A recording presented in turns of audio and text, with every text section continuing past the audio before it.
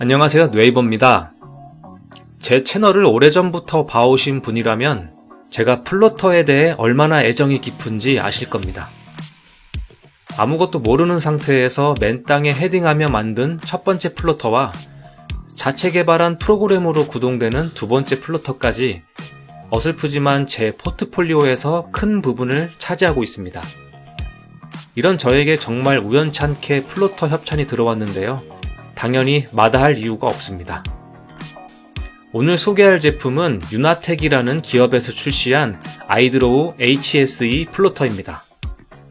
최대 A3까지 출력 가능한 대형 사이즈인데요. 일단 언박싱부터 빠르게 진행하겠습니다. 박스 사이즈가 큰 편입니다. 그렇다는 건 조립이 필요 없는 완제품일 가능성이 크다는 뜻이겠죠. 박스를 열자마자 견고하게 포장된 본체가 보입니다. 몇 가지 부속품이 보입니다. 퀵 가이드도 한 장 있네요. 이건 나중에 보기로 하고요. 이제 큼직한 본체를 끄집어냅니다. 겉보기엔 프로파일과 배드만 눈에 띄고 전장 부품이나 케이블이 거의 겉으로 드러나지 않았네요. 심플하게 설계를 잘 한 것 같아요. 메인보드도 신용카드 반만한 게 전부입니다. 이 작은 부품으로 얼마나 성능을 발휘할지 기대가 됩니다. 코어 XY 형태이고 이송 축엔 별도의 연마봉은 없고 프로파일에 직접 휠을 달아 구동됩니다. 부속품은 12V 어댑터, 여분의 서버모터, USB 케이블, 간단한 공구로 구성되어 있습니다. 자, 그럼 기구 조립부터 시작하겠습니다. 두 개의 모터에 각각 케이블을 꽂습니다. 그리고 전원 어댑터와 USB 케이블만 꽂으면 준비 끝입니다. 유치원생도 따라할 수 있는 수준입니다. 그 다음은 소프트웨어 설치인데요. 예전에 제가 만든 플로터는 초기 세팅부터 출력까지 굉장히 많은 과정이 필요했습니다. 아두이노를 PC에 연결하고 별도의 펌웨어를 업로드했고 잉크스케이프를 설치한 뒤 익스텐션 파일을 추가했습니다. 또한 유니버설 G코드 샌더를 설치해 기기 보정 작업을 한 차례 진행해야 합니다. 여기까지가 초기 준비 단계이고 그 후 잉크스케이프를 통해 객체 생성, G코드 생성, UGS에서 다시 G코드를 열고 플로터로 전송해 출력을 시작했습니다. 보기만 해도 어질어질하죠. 아이드로우도 똑같은 절차를 밟아야 한다면 별 메리트가 없을 겁니다. 다행히도 불필요한 과정은 많이 생략되었고 정말 최소한의 준비만 거치면 됩니다. 잉크스케이프 설치와 익스텐션 추가까지는 동일합니다. 그 후 플로터를 연결하고 객체만 준비하면 즉시 출력으로 넘어갑니다. 정말 혁신적이라고 볼 수 있습니다. 잉크스케이프가 UGS 역할까지 할 수 있었다니 놀랍네요. 자, 그럼 실제로 PC에 프로그램을 설치하겠습니다. 가이드에 따라 제공된 잉크스케이프를 설치합니다. 그 뒤 익스텐션 폴더로 접근해 제공된 확장 파일을 붙여만 넣으면 끝입니다.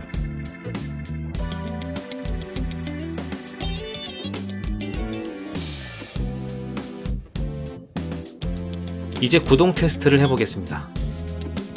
프로그램 메뉴 중 확장을 누르면 아이드로우 HSE 컨트롤이 있습니다. 먼저 펜의 상하 움직임 범위를 조정하겠습니다. 셋업 탭을 클릭하면 상승과 하강의 각도 범위를 조정할 수 있습니다. 여러 번 테스트한 결과 상승은 75, 하강은 35가 적절합니다. 베드에 종이를 고정하는 자석이 있는데 높이 75로 해야 서로 부딪히지 않습니다.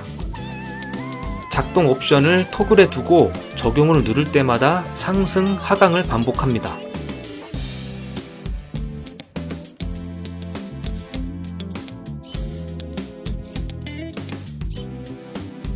이제 펜을 장착해 보겠습니다. 헤드를 상승해 둔 뒤 펜을 꽂고 나사를 조입니다. 이때 펜의 끝을 자석보다 아주 약간만 높게 설정합니다.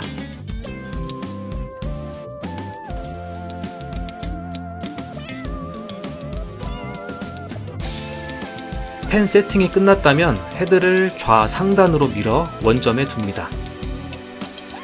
베드에 종이를 세팅하고 간단하게 테스트를 해보겠습니다.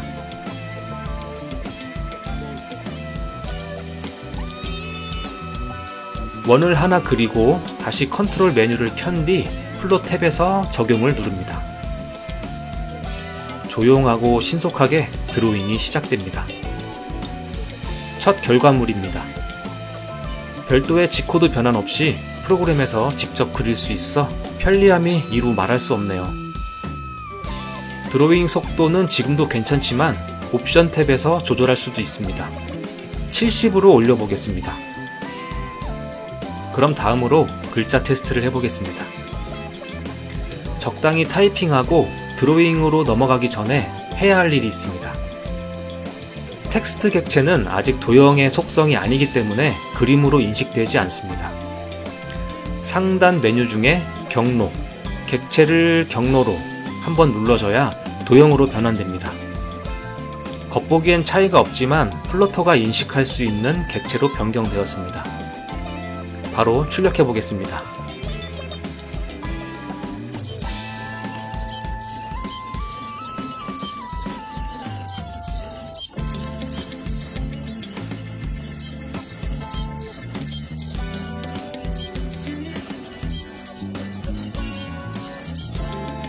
와, 선이 곧게 그려지는 게 거의 잉크젯 프린터 수준의 퀄리티입니다. 사실 제가 만든 플로터는 헤드가 미세하게 덜렁거려서 작은 글씨는 우글쭈글이었는데 아이드로우는 상당히 정교하게 그려집니다. 얼마나 잘 표현하는지 사이즈별로 테스트를 해보겠습니다.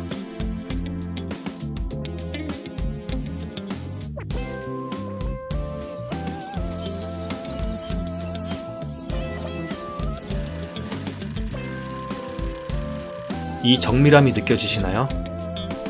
이미 눈치채신 분도 계시겠지만 글자가 획이 아닌 덩어리로 그려지고 있습니다. 텍스트 객체를 도형으로 변환하면서 어쩔 수 없이 생기는 문제인데요. 이를 보완할 수 있는 방법은 이미 마련되어 있습니다. 확장 메뉴에 유틸리티로 가서 허쉬 텍스트를 클릭합니다.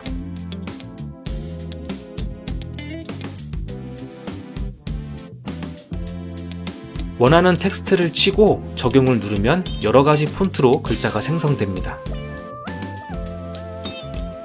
자세히 보면 전부 획으로 이루어져 있습니다. 폰트의 종류가 많지 않고 영어만 지원한다는 게 참 아쉽지만 그나마 이 기능을 통해 보다 자연스러운 글씨 출력을 할 수 있습니다.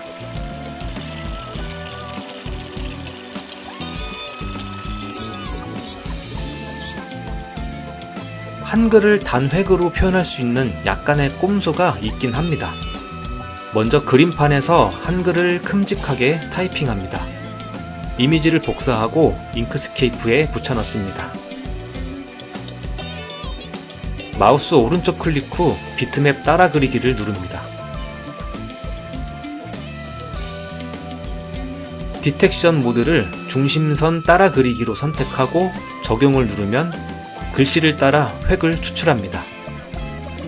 물론 어색한 부분도 있지만 잘만 얻어 걸리면 쓸모 있습니다.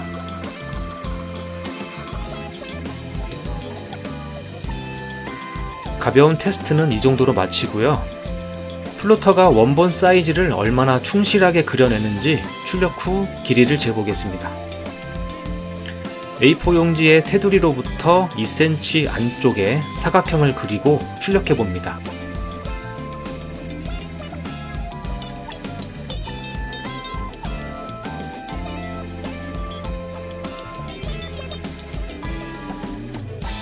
가로 257mm, 세로 170mm인지 재보겠습니다.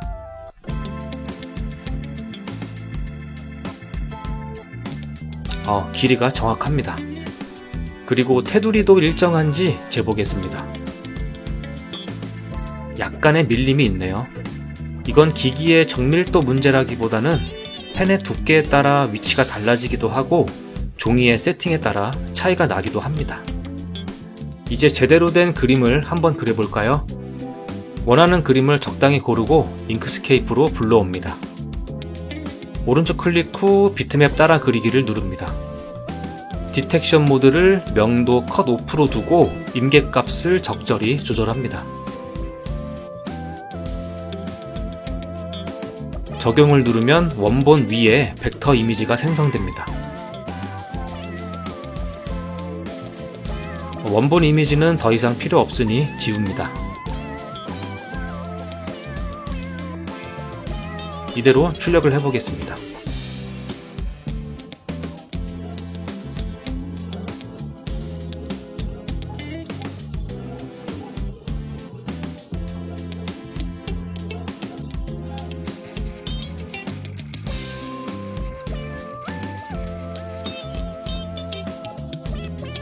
검정색 영역은 전혀 반영되지 않고 테두리만 나옵니다. 당연히 플로터는 선만 인식하기 때문에 면을 채운다는 개념이 없어서 그렇습니다. 그럼 색은 손으로 칠해야 할까요? 물론 그래도 되지만 이미 솔루션은 제공되고 있습니다. 아이드로우 유틸리티 메뉴로 이동하면 해치필이 있습니다. 면을 지그재그로 표현하는 기능으로서 3D 프린터에 면을 채우는 것과 같은 원리라고 보시면 됩니다. 줄 간격 등 원하는 대로 세팅이 끝났다면 적용을 누릅니다.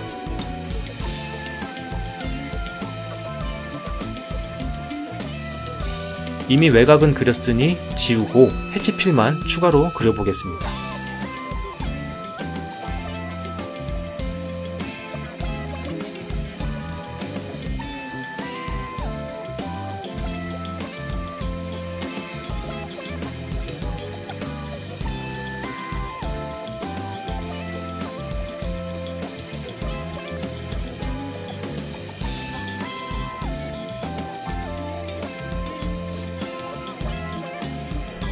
이제 제법 그림다워졌습니다. 여러 색상의 펜을 레이어별로 구분하고 따로 출력하면 컬러풀한 이미지도 그릴 수 있습니다.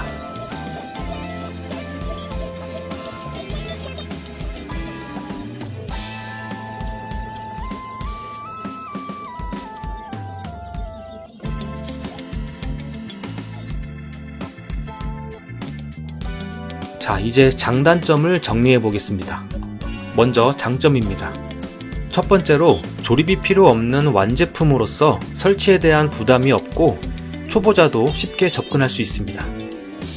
전문가만 쓰는 특수 장비라는 인식에서 어린 학생들의 교육 도구로 봐도 좋을 만큼 사용 방법이 정말 쉽습니다. 두 번째로는 실무에서 도면 및 문서 작성에 바로 사용이 가능할 정도로 정밀도가 상당히 높다는 점입니다.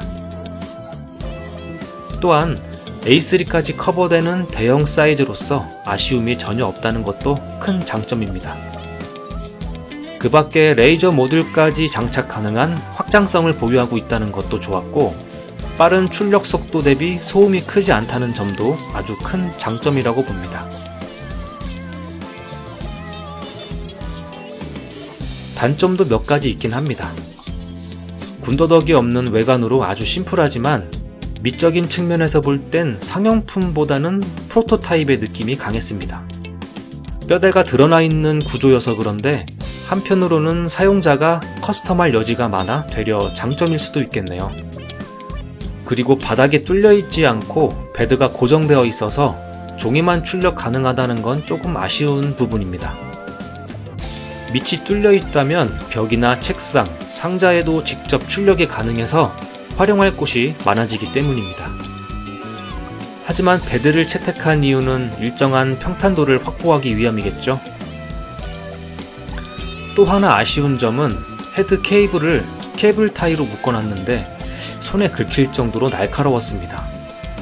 이 부분은 케이블 타이가 아닌 헬리컬 밴드로 처리했다면 좀 더 좋지 않았을까 하는 생각이 들었습니다. 마지막으로 가격인데요. 공식 사이트에서는 본 제품을 100만원대에 판매하고 있습니다. 3D 프린터보다 더 비싼 가격대인데요. 물론 용도는 엄연히 다르지만 정밀한 플로터가 꼭 필요한 한정된 범위의 구매자만 관심을 갖지 않을까 하는 걱정이 있습니다. 한 가지 기쁜 소식은 구독자분들을 위한 할인이 준비되어 있으며 자세한 내용은 더보기란을 참조 바랍니다. 장단점 말고도 앞으로 바라는 점은 배드 탈착이 가능한 형태로 개선되어서 응용성을 대폭 향상시켰으면 좋겠고요. PC에 USB 케이블로 연결하는 것보다는 블루투스로 제어하거나 USB 메모리를 꽂아 단독으로 구동되는 시스템을 갖추면 더 완벽한 플로터가 되지 않을까 생각해 봅니다. 여러분은 영상 어떻게 보셨나요? 플로터는 여전히 사람들에게 생소한 제품이지만 하나쯤 가지고 있으면 일상이 더 재밌어지는 것만큼은 확실히 보장합니다. 좀 더 자세한 사용 방법은 더보기란의 블로그 주소를 참조 바랍니다. 그럼 다음에 또 재밌는 영상으로 찾아뵙겠습니다. 시청해주셔서 감사합니다.